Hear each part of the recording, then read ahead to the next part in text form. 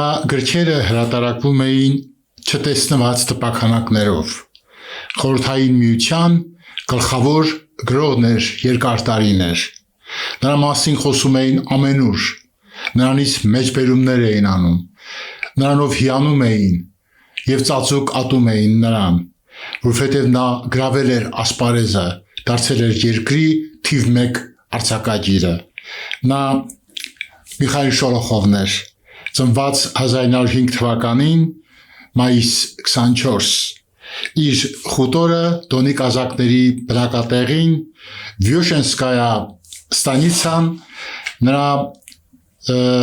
գործունեության, նրա կյանքի ամենագլխավոր վայրը մնաց միշտ։ Նրան երբեք գրավեցին մայրաքաղաքները, միշտ իր ժողովրդի կողքին էր, միշտ իր խուտորում, միշտ ժողովրդի հոգսերով մտահոգ։ Սիրելի բարեկամներ, Միխայիլ Շոլոխովի մասին մենք խոսակցություն ենք սկսում այն պատճառով, որ մեր անցյալի գրական կյանքի գլխավոր դեմքերից մեկն էր նա, և նրա կենսագրության մեջ կան կարևոր դասեր ուղղված հատկապես մեզ և հատկապես այսօր։ Դոնի կազակն էր, և նրա գրականությունը հաճախ անվանում են կազակների հանրագիտարան։ Ինքն էլ Դոնի կազակ իր մտածողությամբ, իր խենթությամբ, իր կրքոտությամբ, ասում են հարբեցող էր և ոչ մի օր չէր անցկացնում առանց կոնյակ խմելու, հայկական կոնյակը իր սիրելին էր։ Եվ բացի դրանից, Միխայիլ Շոլոխովը անզուսպ էր իր կյանքում և իհարկե դասագրքերում չգրվեցին այդ մասին, բայց նրա մտերմուհին էր ամենավտանգավոր մարդու կինը, ներքին գործերի կոմիսարիատի նշանավոր Էնկավեդեի պետի Եժովի կինը։ Եժովը այդ մասին գիտեր և տանջվում էր դրանից, բայց ոչինչ անել չէր կարող, որովհետև անգամ Շոլոխովը իր ներկայությամբ ազդում էր ամենահեղինակավոր ու ամենավտանգավոր մարդու վրա, վախ էր ներշնչում։ Սա Շոլոխովի կենսագրության, հոգեբանության կարևոր կողմերից մեկն է։ Միշտ հավատարիմ մնաց կուսակցական գծին։ Կոմունիստ էր և կոմունիստական վարքագիծը, կոմունիստական աշխարհայացողությունը իր գրականության մեջ արտահայտվում էր անվերապահորեն, նույնը պահանջում էր իր ժամանակակիցներից։ Բայց միևնույն ժամանակ այս հակասականությունը իր կերպարի շատերն են նշել, նա կարող էր Ստալինին նամակ գրել և գրեց կոլեկտիվացման սոսկալի տարիներին, երբ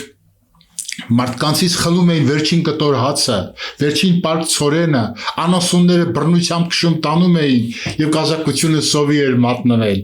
Ստալինին դաժան նամակ էր գրել Շոլոխովը, պահանջելով դադարեցնել այդ անօրինականությունը, բերում էր օրինակներ, ցույց էր տալիս փաստեր, և Ստալինը, որ սովորաբար պատժում էր նման դեպքերում, բարեհոգի պատասխան տվեց Շոլոխովին, ավելին, Ստալինը ուղարկեց մի հանձնաժողով, որ Դոնի կազակության շրջանում այդ փաստերը քննի։ Հանձնաժողովը ցույց տվեց, որ Շոլոխովը իրավացի է։ Սա Շոլոխովի բնավորության մարդկային հատկանիշների լավագույն կողմն է նաև այն, որ միշտ իր կյանքում աջակցել է իր գրչակիցներին, մեծ փառքի տեր, մեծ հնարավորությունների տեր, պետության սիրած թիվ 1 գրողը, ու հանկարծ այդպիսի զարմանալի հոգեբանություն, ժողովրդական, մարդկային, սա կրկին Միխայիլ Շոլոխովն է։ 23 տարեկան էր մեր սիրելի գրողը, երբ լույս տեսավ Խաղաղ Դոնի առաջին հատորը։ Հետո դրան հետևեցին իհարկե ուշացումներով մյուս հատորները, մարդիկ զարմացած էին։ Այսինչ կերպար է մտել գրականություն։ Ամեն էջը հետաքրքիր, Մելեխովների տոհմի պատմությունը, Գրիգորի Մելեխովի պապի պատմությունը, կազակները տուն էին վերադառնում մեծ ավարով, այդպես էլ ապրում էին, և կանայք մի քանի տարի սպասում էին, թե ինչ ավար են բերելու իրենց ամուսինները ռազմի դաշտից։ Կազակություն ապրում էր դրանով, պատերազմը կազակության աշխատանքն էր։ Այդպես էին ապրում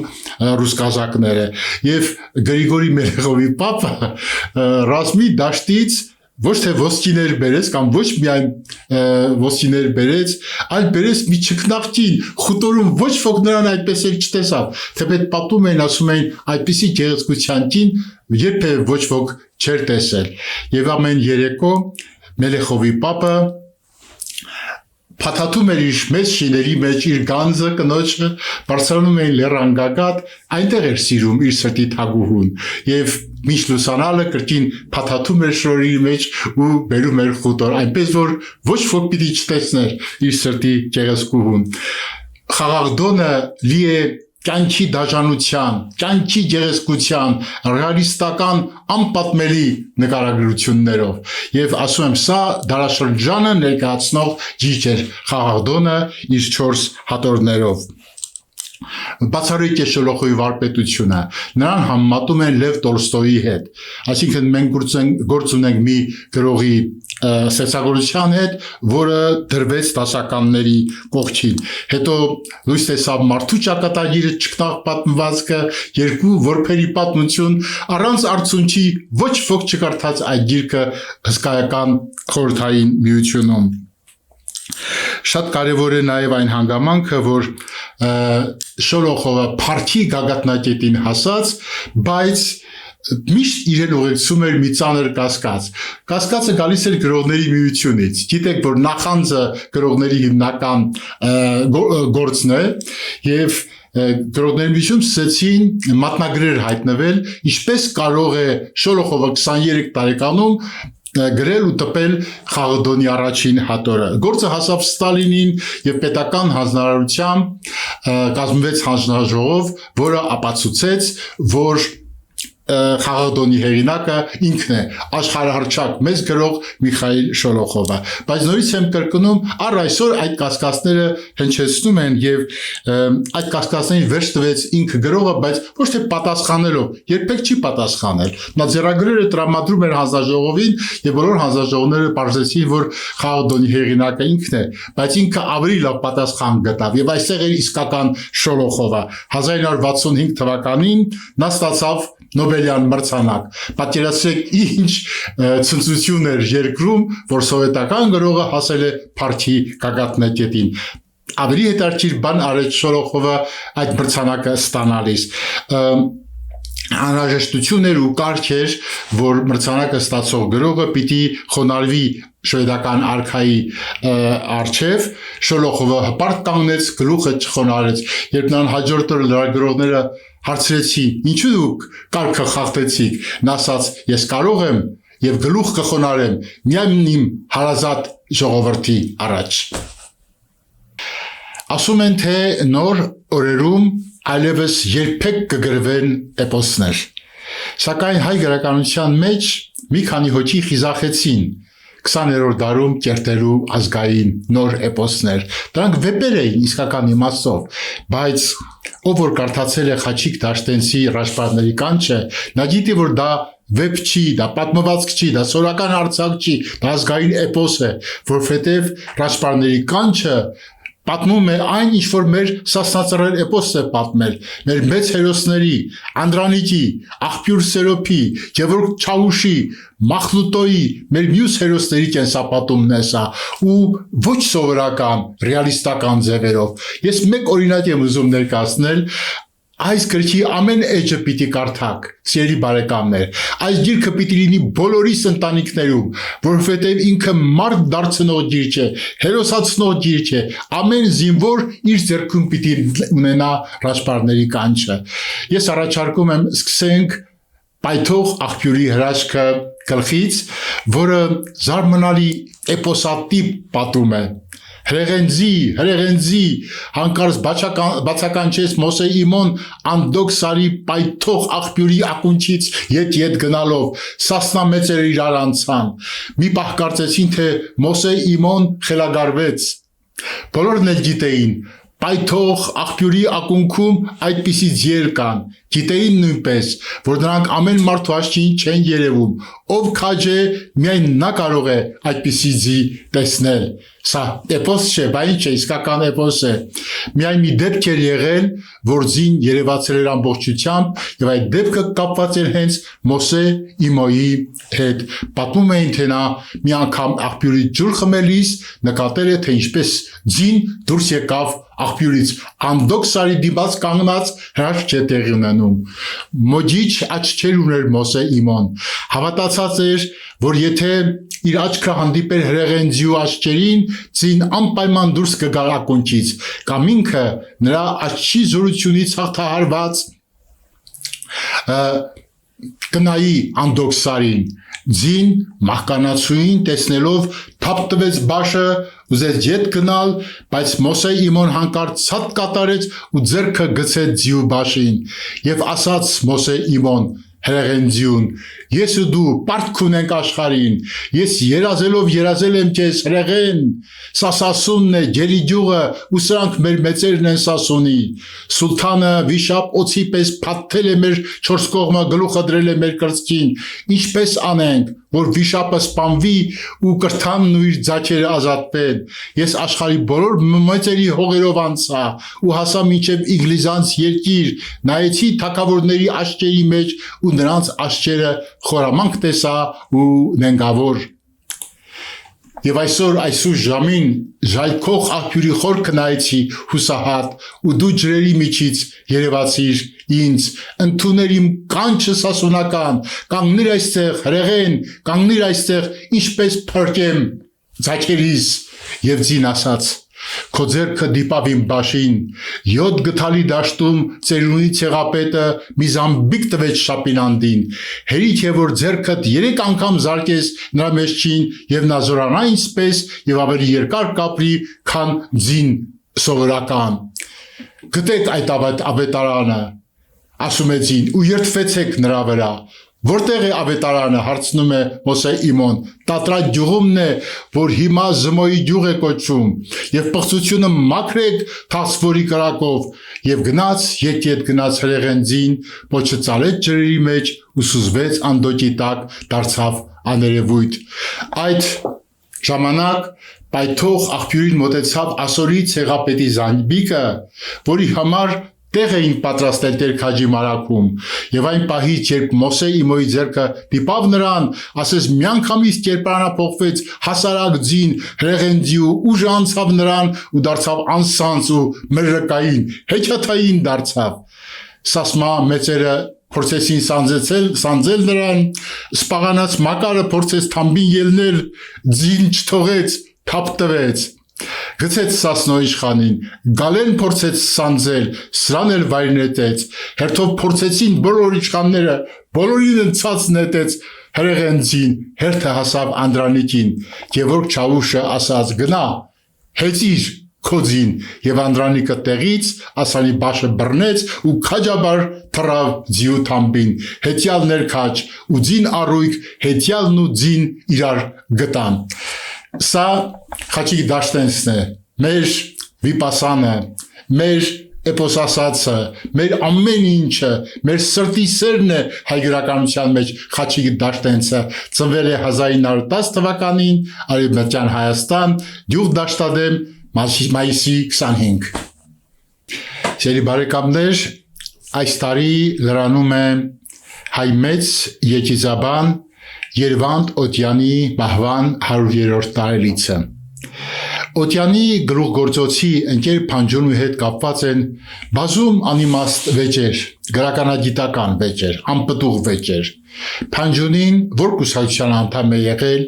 սոցիալիստ է, ռամկավար, համայնավար,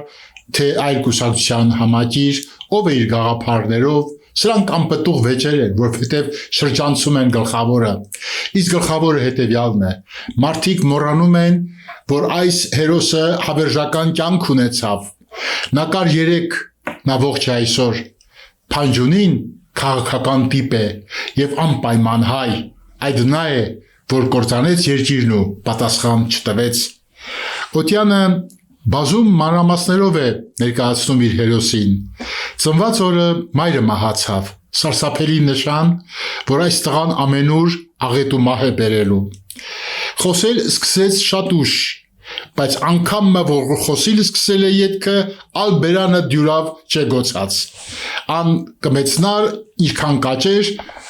իր խոսելու կատաղությունը եւ բժիշկները ախտորոշում են, թե բուժման հնար այլևս չկա, այս տղան միշտ պիտի խոսի։ Փոքր տարիքից արդեն հայտնի ստախոս էր։ Ստում էր գիտակցաբար, իմանալով ինչ է անում։ Ջարդում փշում էր տանիրերը, անոթները եւ հոր հանդիմանանչին պատասխանում. շինեցի հայրիկ, գուժը ջարդում է, ասում է շինեցի, բնակը ջարդում է, ասում է շինեցի, քանդում էր աչուձախ ու ասում կշինեմ կոր։ Դպրոցում իր ընկերների հետ միշտ վիճում էր ու ճար խոսելով ժամանակ էր անցկացնում։ Դասերին բնավ չէր հետևում, տգետ էր, հայտնի տգետ, ոչ մի բան չէր սովորել եւ դպրոցը իր տեղը չէր։ Չէր հավանում դասատույն, չէր հավանում դասագիրքը ու միշտ կռիվ ուներ ու այդ կռիվները իր դպրոցական կյանքի հիմնական գործն էին, անգամ տետրակի ու գրչի ծայրի հետ կռիվ ուներ, միշտ բողոքում էր ու ապստամբում, ուսուցիչների, կռվում ընկերների հետ, տգետ էր ու չէր ամաչում իր տգիտությունից, ավելին պահանջում էր, որ բոլորն իրպես մտածեն, իրեն ենթարկվեն, իր հիմարություններին հավատան, 5 անգամ 5 ինչքան կանի, գոռում էր, ու երբ ընկերներից մեկը ցույց էր տալիս, որ քո ասած 50-ը չի լինի, ինքը պնդում էր, որ 5 անգամ 5 կանի 50, քարը առավ մի անգամ ու զարկեց գլխին իր ընկերոջ, պատճառը հարցին, ինչու զարկեցիր, պատասխանեց, զինքը համոզելու համար, համոզելու այդ կերպն էր հասկանում։ Փանջունու վաճառական հայրը ցավով ու զայրույթով եզրակացնում է, փորձանք պիտի լաս, փորձանք, Օտյանը հեգնում է իր հերոսի հորը, Փանջունու հորը, խեղճ մարդը կսխալեր իր լավատեսությանը մեջ, Փանջունի փորձանք չպիտի լար, այլ հեղափոխական գործիչ։ Հեղափոխական Փանջունու առաջին գործողումը եղավ Ծապլվար գյուղը, որտեղ ապրում էին հաշտ ու աշխատասեր մարդիկ։ Փանջունուն նյարդայացնում է գյուղի խաղաղությունն ու անդորը, պետք է կռվի պատրաստել այս տգետ մարդիկը, հարձակվում է գյուղի քահանայի վրա, քանզի համոզված էր, որ կապիտալիզմն ու կղերականությունը զինակցելով իբր թե հարստահարում են ընչազուր դասակարգին, հավաքում է գյուղի տականքներին, անգրագետներին, անբարոյականներին, սարքում մի մոծ խմբակ ու հարձակվում գյուղի վրա։ Բոլորին սարքում է իր զինակիցը, պայքար սկսում հայ եկեղեցու դեմ։ Փանջունին ատում է իր արյունակեց հայերին, բայց սիրով համագործակցում քուրդ ու թուրք ավազակների հետ։ Ի վերջո հասնում է իր նպատակին։ Շեն գյուղը ավերակ է դարձնում, բայց հպարտ ազարարում։ Հեղափոխական սկզբունքը փրկվեցավ, թեև Ծապլվար կործանեցավ։ Այս պատմությունը ավարտ չունի։ Այս պատմությունը շարունակվեց հետո եւ Երվանդոտյանը ցույց է տալիս, որ Փանջունին կործանելուց հետո Ծապլվարը Փանջունին հասնում է Վասպուրական, իսկ հետո էլ հայտնվում է Երևանում։ 1960-ական թվականների վերջին ռուս գրող Անդրեյ Բիտովը, որ այն տարիներին լայն ընթերցողին այնքան էլ հայտնի չէր, բայց իշխանություններին հայտնի էր իր անհնազանդությամբ, ուզում էր գրել Ճապոնիայի մասին, բայց գրողին այդ ժամանակ չթողեցին Ճապոնիա եւ Անդրեյ Բիտովը եկավ Հայաստան ու գրեց գիրք Հայաստանի դասերը։ Ահա սիրելի բարեկամներ, այս ճգնաղ հատորի մասին է խոսքը, որ ես ձեզ ներկայացնում եմ սքանչելի մի գիրք Հայաստանի մասին։ Ինչն էր առիթը։ Բիտովը նշում է, որ ինքը իր ողջ կյանքում եղել է անհարմար մարդ։ Ճապոնիա չթողեցին, ես էլ մեկնեցի Հայաստան։ Եվ այսպես, Բիտովը իր գրքով հայտնի դարձրեց Հայաստանը։ Ու քանի որ այդ գիրքը լայն ճանաչում ստացավ, կարելի ասել, որ Հայաստանն էլ հայտնի դարձրեց իրեն Բիտովին։ Բայց որտեղից այս ընտրությունը Հայաստան։ Ամեն ինչ սկսվեց Մոսկվայի հրաշարի հաստատությունից, որը կոչվում էր բարձրագույն սցենարական կուրսեր, որտեղ, ինչպես հիշում է Բիտովը, ուսանողներին ամսական 1000 սովետական ռուբլի էին տալիս, շատ մեծ գումար ու առանձին սենյակ, որտեղ կարող էին դիտել արտասահմանյան կինոնկարներ։ Բիտովը հորետեսորեն էր տրամադրված, կարծում էր, թե ընկնելու է գավառական խոր խավարի մեջ, մի քիչ դառնացած էր, չնայած մտածում էր, որ իրեն ոչ էլ կընդունեն, քանի որ ինքը ազատամիտ էր Լենինգրադից։ Այո, Բիտովը ծնվել է այդ քաղաքում 1937 թվականի մայիսի 27-ին, իսկ նրա գիրքը Հայաստանի դասերը ամենաչքնաղ գրքերից մեկն է, որը երբևէ գրվել է մեր հայրենիքի Հայաստանի մասին։ Փնտրեք այս գիրքը եւ կարդանք։ Սիրելի բարեկամներ, մայիսի 28-ը մեր հանրապետության օրն է։ 1918 թվականին Հայաստանի առաջին հանրապետության անկախության օրը խորհրդանշող ազգային տոն Հայաստանում։ Տոն, որ սովորաբար նշում են հրավառությունով, համերգով, շքերթներով եւ այլ միջոցառումներով, որը Հայաստանում համարվում է ազգային տոն։ Սակայն ընդհանրական խոսքերից զատ ու ավելի կարևոր մի խոսակցություն իբրև ես ուզում ձեզ հետ կիսվել մի խոհով, չէ որ յուրաքանչյուր մեծ վսեմ արարք ստեղծող ունի, ովքեր էին նրանք, ովքեր կերտեցին Հայաստանի անկախությունը, մայիսի 28-ի խորհուրդը, ովքեր բերեցին մեզ իբրև ազգային ընծա։ Շատ մարդիկ կան, որոնց մասին մենք պիտի խոսենք, եւ դուք էլ մասնակցեք այդ խոսակցությանը, ես այս պահին ուզում եմ հիշել հայոց կաթողիկոսին, որովհետեւ իմ կարծիքով այս մեծ գործի սկիզբը հենց ինքը դրեց ամենայն հայոց Գևորգ 5-րդ վեհափառ հայրապետը։ Ստեփան Զորյանը շատ լավ հուշ ունի, կոչում է աղետի օրերին, եւ պատմում է այն մասին, որ Գևորգ 5-րդ կաթողիկոսը բացառիկ դեր է կատարել, բացառիկ դեր։ Էջմիածին են գալիս մեր զորապետները, հանդիպում են վեհափառին եւ ասում են վեհափառ, թուրքը մտնում է Էջմիածին, դուք պիտի հեռանաք դեպի Սևան կամ Բյուրական։ Ես ոչ մի տեղ չեմ գնա, ասել է կաթողիկոսը, գեներալ, ես իմ ժողովրդից չեմ հեռանա, թող թուրքերը իմ դիակի վրայով մտնեն Էջմիածին, եթե դուք չեք կարող պաշտպանել մեր հայրենի սրբությունը, ես կպաշտպանեմ։ Այդ ժամանակ գեներալը դա համարել է գեղեցիկ խոսք եւ տակտով հարցրել է. Վեհափառ, իսկ գուցե միաբանությունը ուրիշ կարծիք ունի, ես կցանկանայի, որ դուք մնայիք այստեղ։ Ես գեներալ պատասխանել է հայոց վեհափառը, արտահայտեցի իմ համոզումս, իսկ թե կամենում եք լսել միաբանության կարծիքը, հիմա կհրավիրեմ նոցա։ Եվ կաթողիկոսը վեհարան է հրավիրում դիվանապետին, թող ոչ միաբանությունը ներս գա վեհարան։ Բոլորը արքեպիսկոպոսներից սկսած մինչև աբեղաներ հավաքվում են ու կաթողիկոսը հայտնում է նրանց սպասող վտանգը եւ որոշումը։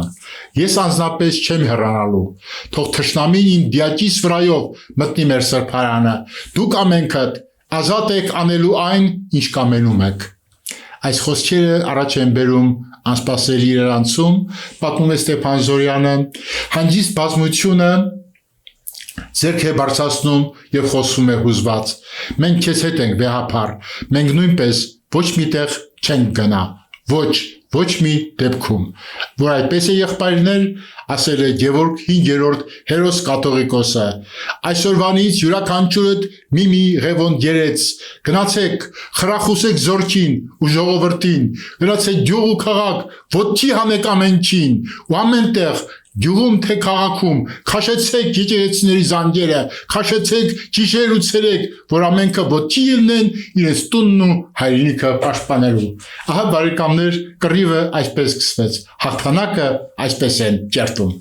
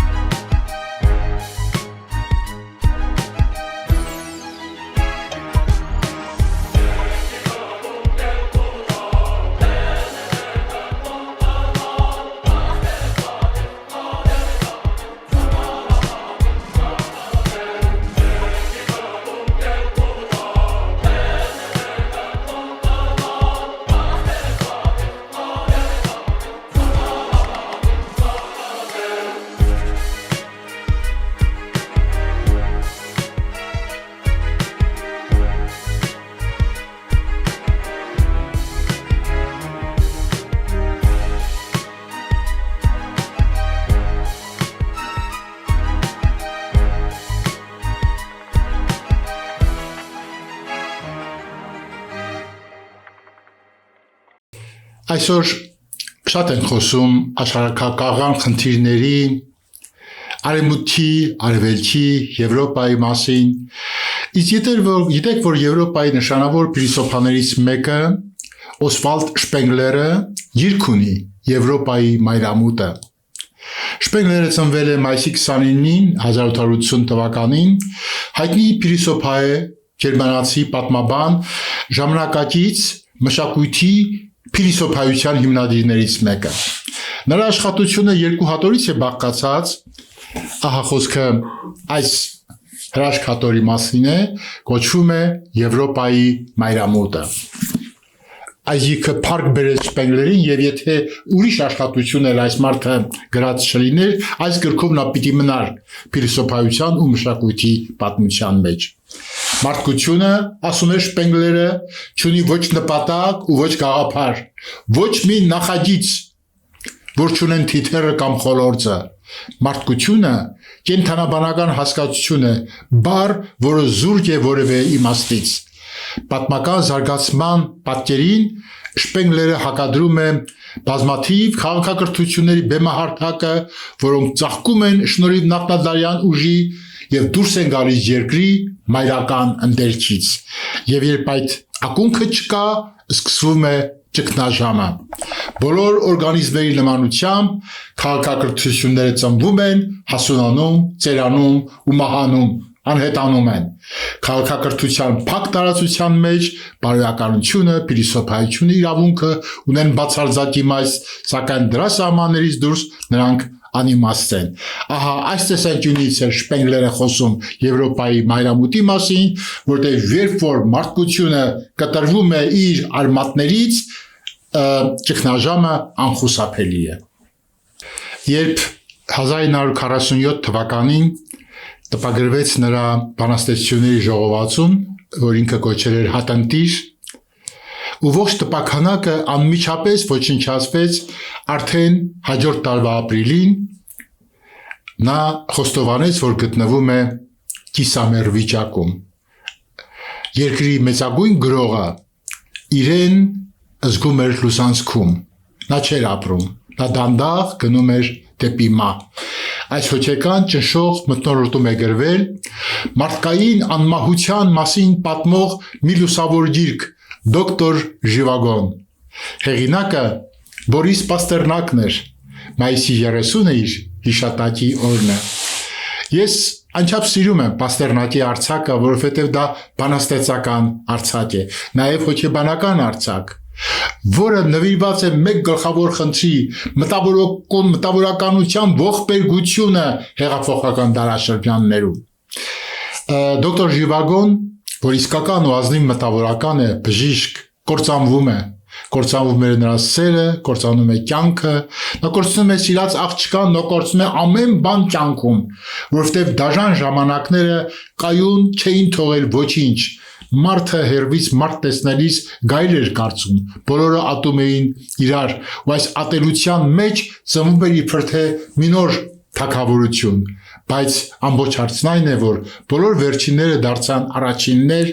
բոլոր արժանի մարդիկ ոչնչացվեցին, ձերբակալվեցին, հեռացվեցին, վարկաբեկվեցին, եւ ասպարեզը տրվեց ոչնչություններին։ Նրանք գոռում էին, ճչում էին, նրանք իրադրության տերը դարձան, եւ այս պայմաններում էր, որ Բորիս Պաստերնակը հանկարծ զգաց, որ ինքը այլևս չի կարող բառ անգամ արտաբերել։ Վեպը սկսելով Դոկտոր Ժիվագոն 40-ական թվականների կեսերին ճիշտ 1 տասնամյակ անց ավարտեց Բորիս Պաստերնակը, սակայն տպագրության հնարավորություն բարձր չկար։ Վեպի մասին տեղյակ էին, վեպին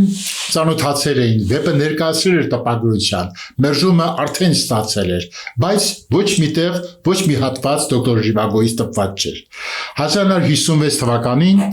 Իտալիայի կոմկուսի գործիչներից մեկը ինչ որ առիթով այցելեց Բորիս Պաստերնակին եւ այդ այցելության ժամանակ էլ տեսավ վեպի մեքենագիր օրինակներից մեկը, որը ընթերցելու համար պարզապես վերցրեց իր հետ։ Վեպը այսպես հայտնվեց Իտալիայում, արտասահմանում, դա իսկական սկանդալ էր։ Եվ այնտեղ էլ լույս տեսավ, այնտեղ էլ տպագրվեց